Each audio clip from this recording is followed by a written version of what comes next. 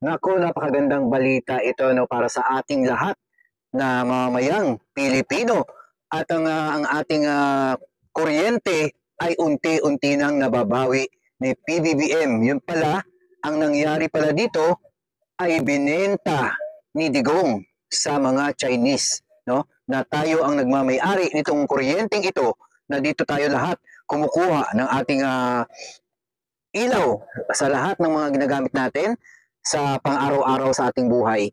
Benenta pala ni Digong sa mga Chinese itong ating kuryente. Yan ang ating malalaman dito. Pakinggan natin to at magbibigay tayo ulit ng suggestion o comment man dito. Please po, i-like nyo at i-subscribe nyo ang ating channel. Ito po ang Maka Pinas. Ito na. Magandang balita mga kababayan. Matapos mabunyag sa Kamara na ang NGCP na kumukontrol sa kuryente ng buong Pilipinas ay pag-aari na ng mga Chinese. O yun, NGCP Matapos pala. itong ibenta ni ex-President Duterte sa kanyang panunungkulan. Narinig nyo? Pagkatapos binenta ni Digong sa mga dayuhang Chinese ang ating NGCP na kung saan ay nagkokontrol daw ng kuryente, no, sa buong Pilipinas. Binenta pala nito ni Digong. Grabe, no? Pati ba naman yan, ibibenta niya sa mga Chinese? Ano ang ibig sabihin nito? Bakit pati yan ay ibibenta niya? No? Samantalang Pilipino ang nakikinabang dito, dapat ang nagmamay-ari nito ay Pilipino din. Bakit niya ngayon binenta sa mga dayuhan itong NGCP na nagkokontrol sa ating kuryente? No? Ano kaya yung NGCP na yan? Ano? Siguro yan ang nagkokontrol sa mga pagtaas, no? O talagang pagbaba ng kuryente. Baka yan siguro. Ang may-ari na pala nito ay Chinese. Pero buti na lang na agapan ito at unti-unti nang mababawi ito. Yan, pakinggan pa natin. Ngayon ay unti-unti nang nababawi ng gobyerno ang NGCP Ayan, sa oh. tulong ni PBBM. Grabe. Nabili ng Maharlika Investment. Oh, ano ang masasabi ngayon ng mga DDS vlogger o mga DDS supporters dyan na unti-unti nang nababawi ni PBBM, no? Dahil doon sa mga Maharlika Investment Funds. Diba? Unti-unti niya nang nababawi ito. No? At muling mapapasakamay ng mga Pilipino itong pagmamayari ng NGCP na to. Unti-unti na. No? Galing talaga. Ang galing talaga. No? Kung hindi pala si PBBM ang uupo dito, ay wala pala tayong kaalam-alam na meron palang mga ganitong ginawa si Digong sa Pilipinas. Oh, mga supporters ni Digong dyan, ni Digong, alam nyo na. Diba? Niloko tayong lahat. Oh. Wala tayong kaalam-alam na tayo ang nagmamay-ari niyan na nagkokontrol ng kuryente, yung NGCP na yan, binenta niya sa ibang lahi, sa mga Chinese pa talaga. Oh, gusto niya talagang maghari ang Chinese sa Pilipinas at gusto niya talagang lahat ng mga government, tawag doon, yung pagmamay-ari, ay ibibenta niya sa mga Chinese. Oh. Diba? Tandaan nyo yan. Yung pinaniniwalaan yung Tatay Digong ay niloko tayong lahat. At ang lahat ng mga ari-arian ng mga Pilipino ay binibenta sa Chinese. Oh, di ba? Buti na lang, magaling talaga itong si PBBM at binabawi niya na ang lahat ng mga binenta ni Digong sa Chinese. Unti-unti nang nababawi ito dahil doon sa Maharlika Investment Funds na yan. No? Grabe, ginawa ni Digong sa Pilipinas. Talagang inuunti-unti niya na tayo. Pati yung mga tao sa Pilipinas, inuunti-unti niya na ring ubusin para mga Chinese ang ipapalit niya sa Pilipinas. Oh, hindi pa ba kayo dyan maniniwala sa mga ginagawa ni Digong na yan? Yung pinaniniwalaan yung Tatay Digong na akala nyo ay buong nagmamalasakit. Yun pala sa likod nito ay nagbibenta ng mga ari-arian natin sa Pilipinas. Diba?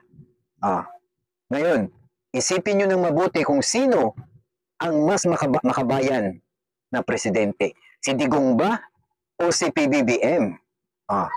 Yan no?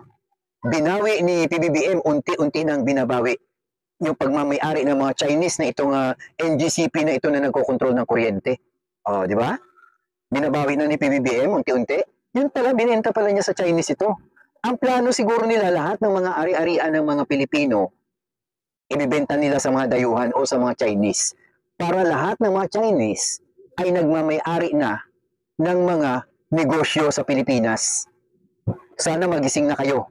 Grabe yung panluloko ni Tatay Digong ninyo sa mga mamamayang Pilipino. Diba? Grabe yung mga panluloko. Sana matauhan kayo. investment funds ang 20% stake ng NGCP. Dahil dito nagkaroon ang gobyerno ng 2 seats sa board ng NGCP Ayan, oh. at 2 rin sa SGP. May kasunduan na 40.2% ownership ang Maharlika Investment Fund sa NGCP. 40.4. Ibig sabihin nito, kunting porsyento na lang ang pag-aari ng mga Chinese Oh? at unti-unti nang bumabalik sa atin ang kontrol ng NGCP. Alam mo, ito ang pinakamaganda sa lahat, ano? Kung maaari, no, kung maaari, yung mga nanggagaling talaga sa Chinese na mga namumuhunan, no? Galing sa Chinese, galing sa China. Yung hindi nandito na, yung mga datihan na dito ng mga Chinese, okay pa yun eh.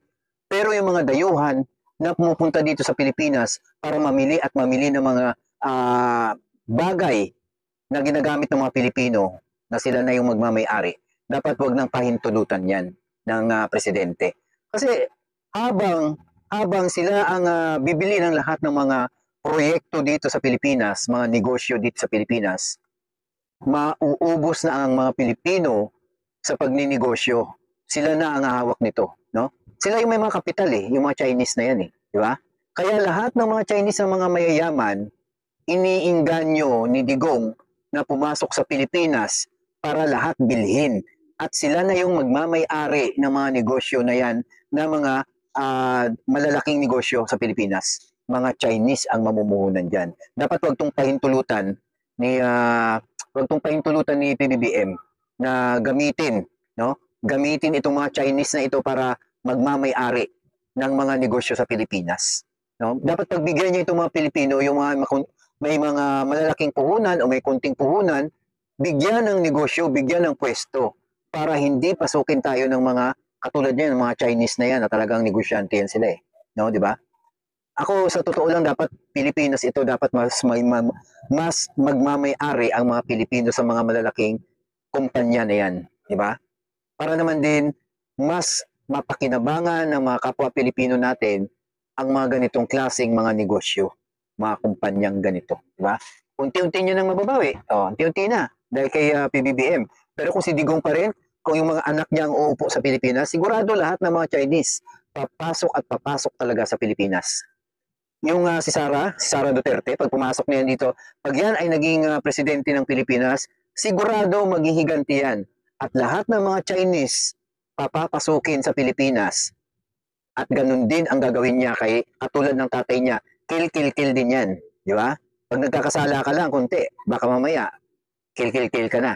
Di ba? Ganun ang style nila eh. Di ba? Ganun ang mga style nila. Pananakot sa tao. NGCP at kuryente natin. Kung hindi lang ang binenta sa mga Chinese, ay wala sanang ganitong problema ang pamahalaan. Mabuti na lang na taga-lumasyon si PBBM at unti-unti na ito nababawi. Grabe, no? Di ba? Unti-unti nang nababawi itong mga kumpanyang ito na nagmamay-ari ng mga Chinese, na mga nagmamay-ari na Chinese, no? Unti-unti nang nababawi ito. Grabe, no? Ngayon pa lang nangyari sa Pilipinas na talagang lantaran ang mga pagbebenta nila ng mga kumpanya sa Pilipinas. Binibenta nila sa mga Chinese. No? Wala tayong kaalam-alam. Tayong mga mamamayang Pilipino ay wala tayong alam at hindi tayo nakikialam nung administrasyong Digong. Kasi takot tayo. Takot tayong makialam sa kanyang gobyerno. Kasi kunting pagkakasala mo lang dyan, baka kunting reklamo mo lang dyan, baka kill na ang mangyayari sa'yo. Diba? Kaya wala tayo talagang laban sa gobyerno ni Digong. No? Kita mo naman, kahit anong gawin niya sa Pilipinas, magagawa niya. Ibenta niya yung ganito, di ba? Palilipatin niya mga Chinese sa Pilipinas. Lahat na kaya niyang gawin sa Pilipinas, gagawin at gagawin niya. Walang may makakadlang nung siya ang umupo sa Pilipinas, di ba? Ganun yun. Kunting pagkakasala nga lang ng mga addictos, no? Hindi mo lang niya pwedeng dapat interrogate muna, examinin muna, tanungin muna. Kunting pagkakamali mo lang, baka bang na, di ba? Wala na maraming satsat pa, kundi bang agad. Kaya nga, ang daming nawala na Pilipino sa Pilipinas nung time niya. Kasi nga, puro lang naman kumbaga, wala naman siyang pinapakita sa Pilipinas na talagang gumanda, no? Gumanda ang ekonomiya. Bumaba ang bigas, wala. Ang tinututukan niya talaga rito sa kanyang panunungkulan, yung kill, di ba? Yung bill niya na puro utang sa ibang bansa, binayaran pa rin ni PBBM, di ba? binayaran pa rin. Dahil grabe mangutang si Digong sa ibang bansa, tapos iiwanan niya ng utang, malaking utang ang susunod na presidente. Kawawa naman, di ba? Kawawa naman. Ganun yung ginawa nila. Na habang nagbabangbang sila, kill sila, meron din silang mga kickback na patago, di ba? Hindi natin masabi na ano yan eh. Na sila yung may hawak kasi ng gobyerno. Kaya wala tayong laban. Wala tayong laban, tayong mga Pilipino. No? Di ba? Magugulat ka na lang, papasukin yung bahay mo, maya maririnig na lang ng bang na, hindi mo lang pwedeng patawarin o hindi mo na interrogate muna, no? Kunting salita-salita mo na siguro, baka sasagot-sagot ka, bang ka agad, di ba? Kaya dapat sana mamili tayo ng mga politiko na talagang tapat. Kasi isang beses lang tayo mamili. Sa 3 taon, 6 years, isang beses lang tayo mamili tapos uupo na yan sila. Wala nang bawian yun. Kailangan magiging wais ka na. Ikaw, Pilipino ka, magiging wais ka na sa pagpili ng iyong iboboto. Hindi yung kasamahan ni Tatay Ninyo Digong, bobotohin nyo na. May hindi nyo malang muna i-check, background check yung kanyang trabaho, kanyang pagkatao, kung mabuting tao siya, kung wala ba siyang utang, kung maayos ba siyang klase ng tao, di ba? Kung wala siyang problema sa sarili, kung wala ba siyang problema sa pamilya. I-background check nyo muna ang mga politikong talagang iboboto ninyo. Mahirap po. Nandiyan na pag sinulat ninyo, hindi nyo na mababawi yan. Lalo na tuldok lang, no? Tuldok lang sa botohan. Piliin ng mabuti mga politikong maayos at hindi nagbebenta ng mga ari-arian sa Pilipinas. Piliin nyo ng mabuti. Kasi po, isang beses lang tayong bumoto, hindi na natin pwedeng bawiin yan. Ako naniniwala ako sa mga Pilipino, matatalino kayo, matatalino tayo. Piliin natin yung mga politikong hindi maka-China. Diba? Baka mamaya, mas panalo pa yung mga senador na maka-China, mga congressman na mga maka-China, kung ilan sila dyan, panalo sila. Dahil wala pa rin magagawa ang presidente dahil sila pa rin yung nagpapatupad ng batas, no? Yung Senado at yung Kongreso. Kailangan piliin natin yung mga congressman na hindi maka-China, yung mga senador na hindi maka-China. Kasi tayo rin dito ang kawawa sa Pilipinas. Tayo rin talaga ang kawawa. Pag niloko na naman tayo, katulad ng nakaraang administrasyon, na niloko tayong lahat. Front lang nila yung ganda. Ang ganda kasi kakauwi ka ng maayos. Di ba? Pero ang totoo talaga niyan, saan ba nagmula din ang kutingban? Yung mga maraming kidnapping. Sa kanila, di ba? Yung kay Digong. Sa kanila yun. At marami pang nangyaring mga krimen din na hindi ninyo binibilang nung time ni Digong. Di ba? Ang daming nawala. Di ba? Inosenteng mga bata. Ang dami ring nadamay. Kaya sana, mabuksan na yung mga isip ninyo, magising na kayo sa katotohanan na niloloko tayo ng mga pamilyang yan. Di ba? Niloloko tayo niyan. Kaya sana, huwag kayong magpapadala. Iboto ninyo yung tamang tao, yung tamang politiko, para naman hindi tayo maibenta sa China. Hanggang dito na lang. Sana po, please, i-subscribe nyo naman, i-like, at mag-comment kayo dyan sa ating channel. Ito po ang Makapinas. Diba? Kung ikaw ay isang tunay na Pilipino, i-subscribe mo na ang ating channel. Tulungan nyo po ako. Maraming salamat. Keep safe. God bless.